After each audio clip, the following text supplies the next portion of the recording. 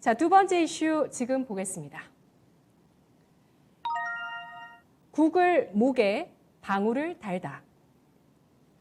어제 우리나라에서 구글과 애플의 인앱 결제 의무화가 금지되는 법안이 통과됐습니다. 간밤에 월가에서 이 내용에 대해서 대서특필을 했고요. 굉장히 주목했는데 세계 최초로 앱 마켓에 대한 입법 규제안이기 때문입니다. 앞으로 주목할 만한 여파는 무엇이 될까요? 전성진 전문가님. 네, 국회가 세계 최초로 애플과 구글 앱스토어의 인앱 결제 의무화 금지하는 구글 갑질 방지법을 통과시키면서 빅테크 기업의 갑질을 제재하기 시작했습니다. 전기통신사업법 개정안이 국회를 통과하자 애플과 구글의 주요 수익원인 앱스토어 사업에 중대한 변화를 일으킬 것으로 보는 시각이 시장의 시각입니다. 이번 개정안은 모바일 콘텐츠 제공 사업자의 특정한 결제 방식을 강제하는 행위를 금지하는 것이 중 내용입니다. 이에 따라서 구글이 오는 10월부터 국내에 강제 도입하려 했던 인앱 결제는 무산될 것으로 보입니다. 구글과 애플은 그동안 인앱 결제를 의무화하면서 이를 통해 총 결제 금액의 30%를 수수료로 가져왔는데 한화로 약 38조 원의 수익을 올린 것으로 알려졌습니다. 한국인터넷기업협회는 앱마켓 사업자가 특정 결제 수단을 강제하게 되면 국내 관련 산업 매출이 연간 약 2조 3천억 원 줄고 생산 감소 효과가 2조 9천억 원에 달할 것이라고 주장을 했습니다.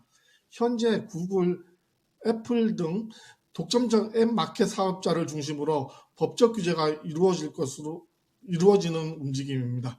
그러나 이미 국회와 공정거래위원회 등에서 독점적 지위에 오른 플랫폼을 규제하려는 움직임이 활발한 만큼 향후 국내 빅테크 기업들이 법적 규제의 도마 위에 대대적으로 오를 수도 있습니다. 다시 말해서 카카오나 네이버가 현재의 구글 입장이 되어서 카카오나 네이버 입장에서는 이번 법이 양날의 검으로 다가오고 있습니다. 언젠가는 네이버 카카오 갑질 방지법이 나올 수도 있다는 것이 개인적인 생각입니다. 네, 중국이 요즘 규제를 해서 세계적인 주목을 받는데 중국 청소년에게 하는 규제가 사실 우리나라에서 이미 시행했던 셧다운제와 비슷합니다. 이런 빅테크 기업들에 대한 규제가 일어나고 있는 우리나라에 대해서도 월가에서 주목을 하고 있습니다.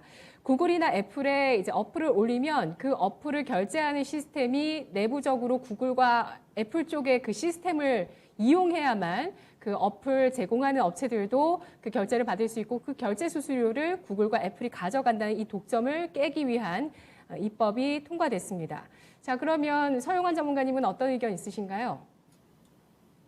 예, 그동안 인앱 결제의 막대한 수수료 때문에 게임 개발사나 유통사가 소장농에 불과하다는 이런 얘기들도 있었죠. 그러니까 저는 이번 법안으로 인해서 수수료가 대폭 낮춰지게 된거나 없어지게 된다면은 국내 게임 관련 업체들의 마진율이 획기적으로 상승할 것이기 때문에 게임 업체들이 수혜를 가장 크게 볼 거라고 일단 봅니다. 그리고 PC사나 간편 결제 서비스사 등이 시장 진입의 기회가 생겨서 이런 업체들도 수혜가 기대가 되기 때문에 관련 업체들 좀 관심 가지시길 좀 추천드리도록 하겠습니다. 네, 알겠습니다. 이러한 인앱 결제 금지, 의무화 금지 조치에 따라서 수혜주, 게임주와 간편 결제주 봐주셨고요. 전성진 전문가는 어떤 종목을 주목하시나요? 네, 관련주로서 카카오와 네이버를 준비를 했습니다. 이 두 종목 준비를 한 것은 매수 차원이 아니고 이제는 잠시 쉬어가는 타이밍이다라는 것을 말씀드리기 위한 것인데요.